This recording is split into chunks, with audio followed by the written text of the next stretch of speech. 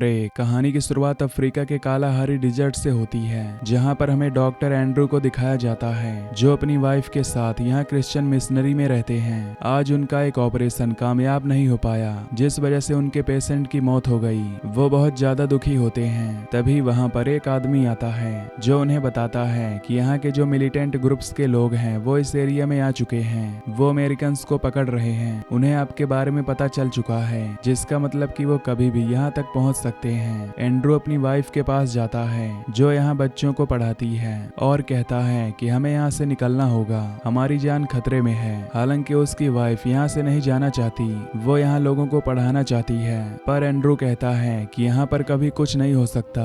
जिसके बाद ये यहाँ के लोगों को गुड बाय कर इस जगह से एयरपोर्ट के लिए निकल जाते हैं। जल्द ही ये दोनों एयरपोर्ट पहुंच जाते हैं, जो कि बीहड़ के बीचों बीच होता है, जहाँ पर एक छोटा सा प्लेन होता है। एंड्रू पायलट के पास जाता है और कहता है कि हमें भी तुम्हारे साथ यहाँ से निकलना है। वो कहता है कि ऐसा नहीं हो सकता, मेरे पास पहले से ही ज्यादा पैसेंजर हैं। एंड्रू उसे ज्यादा पैसे ऑफर करता है, जिसके बाद वो उसे और उसकी वाइफ को अपने साथ ले जाने के लिए मान जाता है। पर वो कहता है कि तुम अपना सामान अपने साथ नहीं ले जा सकते, सामान तुम्हारा बाद में आ जाएगा। एंड्रू उसकी बात मान जाता है, लेकिन अब भी इन्हें यहाँ से टेक ऑफ करने का अप्रूवल नहीं मिला होता। जिसके बाद पायलट यहाँ के अधिकारी को कुछ पैसे देता है और अब इन्हें अप्रूवल मिल जाता है। ये टोटल 7 लोग होते हैं, जिसमें एंड्रू का एक साथी भी है जो उसे दूसरे एयरपोर्ट तक छोड़ने के लिए आया है। दरअसल ये सब यहाँ से एक दूसरे एयरपोर्ट जा रहे हैं, जहाँ से फ्लाइट पकड़कर ये अपनी कंट्री वापस जा सकते हैं। पर जब इनका प्लेन डिजर्ट के ऊपर से उड़ रहा होता है,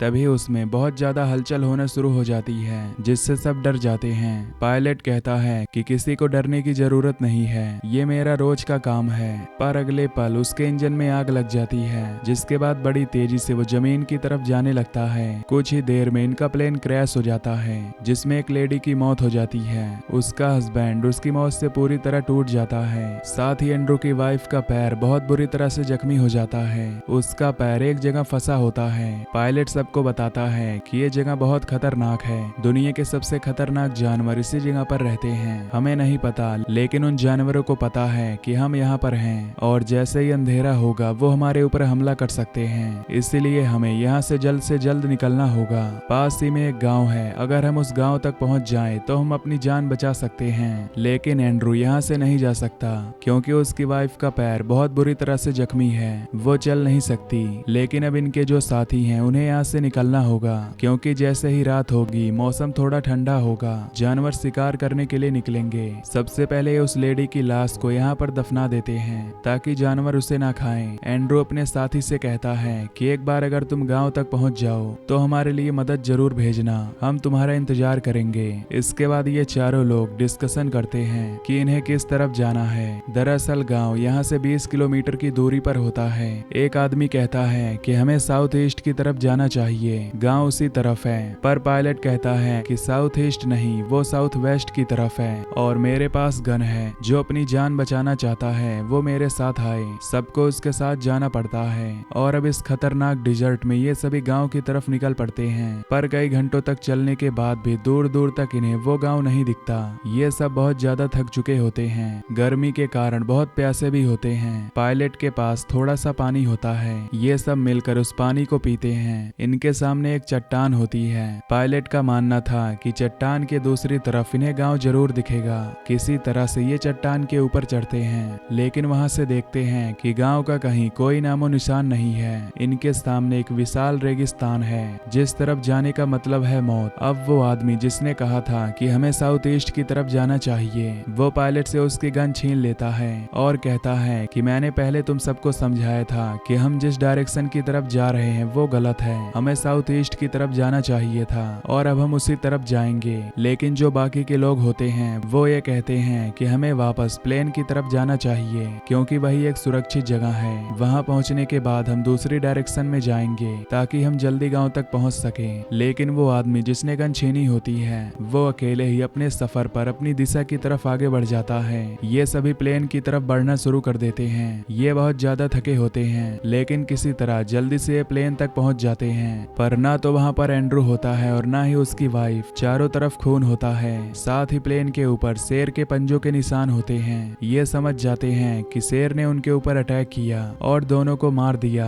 ये बहुत ज्यादा डर जाते हैं क्योंकि शेर यहाँ पर दोबारा भी आ सकता है। ये अपनी जान बचाने के लिए वहाँ से थोड़ा आगे की तरफ बढ़ते हैं और तभी वहाँ पर एंड्रू आता है जो पायलट को पकड़कर नीचे गिरा देता है। वो बहुत ज्यादा गुस्से में होता है। वो चीख चीख कर कह रहा होता है कि आज हम यहाँ पर तुम्हारी वजह से फंसे हैं। तुम एक लालची इंसान हो। तुमने पैसों के लालच में प्लेन को ओवरलोड किया, उसमें अपना बहुत सारा पर्सनल सामान भरा, जिस वजह से प्लेन क्रैश हो गया और मेरी वाइफ जख्मी हो गई। शेर ने उसके ऊपर हमला किया और उसे मार दिया। वो पायलट को मारना चाहता है लेकिन तभी एक आदमी फ्लेयर गन चलाता है और एंड्रू को वहां से दूर हटने के लिए कहता है। और अब इन्हें पता चलता है कि पायलट ने सच में अपने प्लेन में बहुत हैवी हॉर्न रखे थे, यानी जानवरों के सींग, जिनकी बहुत ज्यादा कीमत है। दरअसल वो जानवरों की सींग की उनके अलग अलग बॉडी पार्ट्स की स्मगलिंग करता है। और अब एंड्रू जो अपनी वाइफ की मौत से बहुत ज्यादा दुखी है, वो उसके शरीर के बचे हुए हिस्सों को दफना देता है। साथ ही वो एक आदमी से कहता है कि मुझे और ज्यादा कोशिश करनी चाहिए थी, शायद मैं अपनी वाइफ को बचा सकता।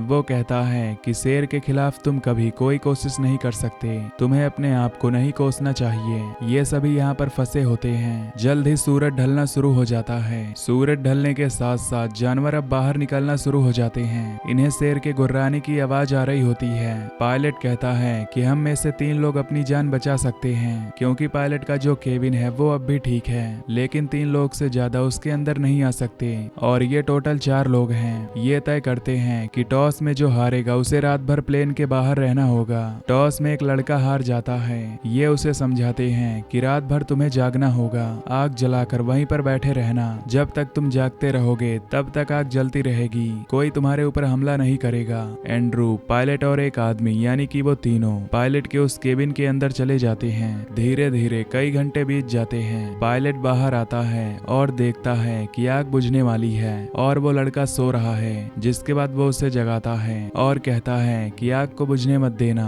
क्योंकि अगर आग बुझ गई तो शेर या कोई दूसरा जानवर आकर तुम्हें मार देगा, क्योंकि उन्हें पता है कि हम यहाँ पर हैं, वो हमारे आस पास ही हैं। वो लड़का जाग जाता है। वो आग की फ्लेम्स को दोबारा बढ़ा देता है। पायलट वापस अपने केबिन में आ जाता है। दूसरी तरफ हमें इनके साथी को दिखाया जाता है जो अकेला ही गांव की तरफ निकल पड़ा था। उसके पास गन थी लेकिन चारों तरफ अंधेरा था। उसे शेरों की आवाज आ रही होती है। हालांकि वो अंधेरे में कई बार गोलियां भी चलाता है लेकिन इसका कोई फायदा नहीं होता।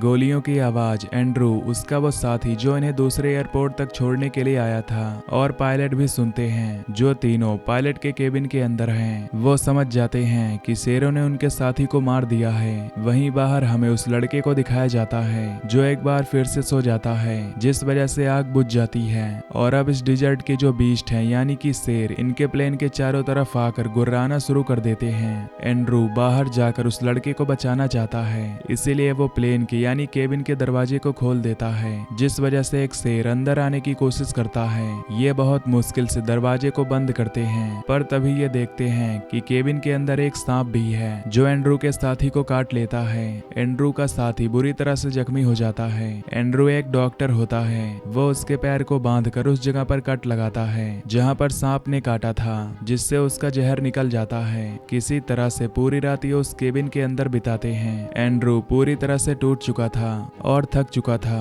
उसने अपनी वाइफ को खो दिया। उसने अपने साथियों को अपनी आंखों के सामने मरते हुए देखा, इसीलिए अब वो यहाँ से कहीं नहीं जाना चाहता। पायलट कहता है कि हमें यहाँ से गांव की तरफ जाना होगा, हमें अब सही दिशा का पता है, लेकिन वो कहता है कि मैं कहीं नहीं जाना चाहता। जो रात को बाहर इनका साथी था, शेरों ने उसे भी मार दिया है और अब ये 3 लोग बचे हुए हैं और रात होने पर एक बार फिर से शेर इनका शिकार करने के लिए आएंगे। एंड्रू कहता है कि तुम दोनों यहाँ से चले जाओ, अब मैं यहाँ से एक कदम भी आगे नहीं बढ़ूंगा। इसके बाद पायलट और एंड्रू का साथी यहाँ से आगे बढ़ने लगते हैं। एंड्रू के साथी का पैर जख्मी होता है, इसीलिए वो बहुत धीरे धीरे आगे बढ़ रहा था, पर तभी ये देखते हैं कि सामने से एक गाड़ी आ रही है, जिसे देखकर ये दोनों ही बहुत खुश हो जाते हैं और जल्द ही वो गाड़ी इन तक पहुंच जाती है, जिसके अंदर से कुछ लोग बाहर निकलते हैं। ये उसी मिलिटेंट ग्रुप के लोग हैं जिनसे बचकर एंड्रू, उसकी वाइफ और बाकी जो अमेरिकन और क्रिश्चियन लोग हैं वो अफ्रीका को छोड़कर जा रहे हैं। वो एंड्रू को पहचान लेते हैं, इसलिए वो गन से उसे मारकर नीचे गिरा देते हैं, जिस पर एंड्रू का साथी कहता है कि उसे मत मारो, वो एक अच्छा इंसान है। वो पूछते हैं कि क्या तुम इसके नौकर हो?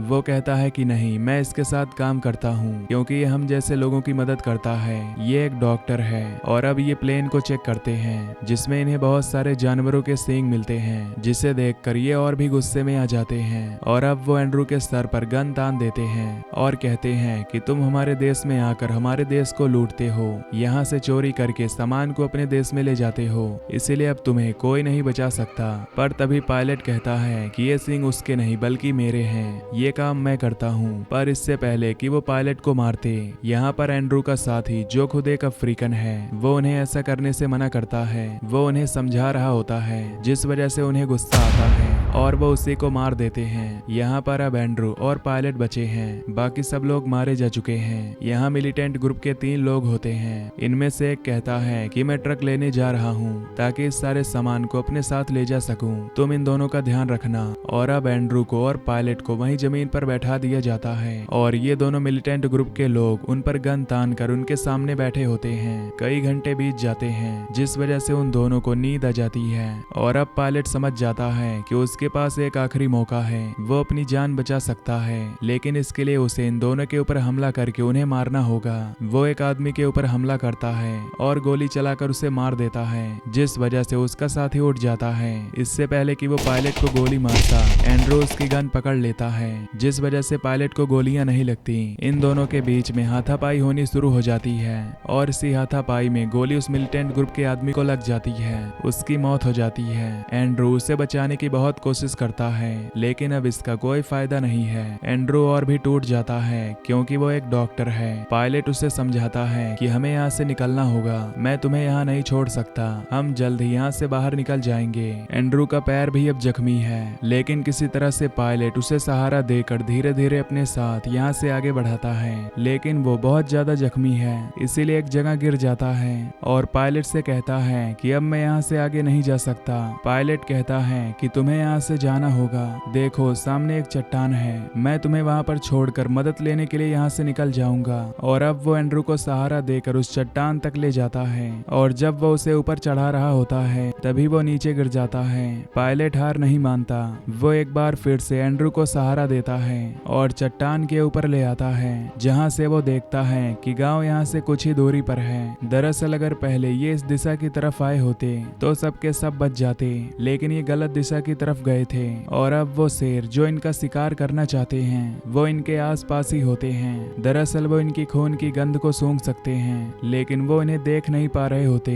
पायलट को पता है कि जब तक वो अपने शिकार को मार नहीं देते वो इस जगह से नहीं जाएंगे। वो तय करता है कि वो अपना बलिदान देकर एंड्रू की जान बचाएगा क्योंकि वो एक अच्छा इंसान है। साथ ही आज एंड्रू उसी की वजह से यहाँ पर फंसा हुआ है। वो एंड्रू के खून को अपने शरीर पर लगा लेता है और कहता है कि मैं शेरों का ध्यान भटकाने के लिए उस तरफ जाऊंगा, तुम यहाँ से निकलकर गांव की तरफ चले जाना। और वो उस तरफ भागता है जहाँ पर शेर होते हैं। शेर उसे मार देते हैं और अब एंड्रू धीरे धीरे गांव की तरफ बढ़ने लगता है, लेकिन बहुत ज्यादा थके होने की वजह से कुछ दूर जाने के बाद वो गिर जाता है। तभी वहाँ पर हाइनास आ जाते हैं जो उसका शिकार करने के लिए उसकी तरफ बढ़ने लगते हैं। एंड्रू पूरी हिम्मत से उठता है और उन्हें डराने के लिए उनकी तरफ भागता है, लेकिन वो उससे नहीं डरते बल्कि उसे मारने के लिए उसकी तरफ बढ़ रहे होते हैं। और तभी इनके बीच में आसमान से एक बिजली गिरती है जिससे डरकर हाइनास वहां से भाग जाते हैं। एंड्रू वहीं पर गिर जाता है और अगले पल बारिश होने लगती है।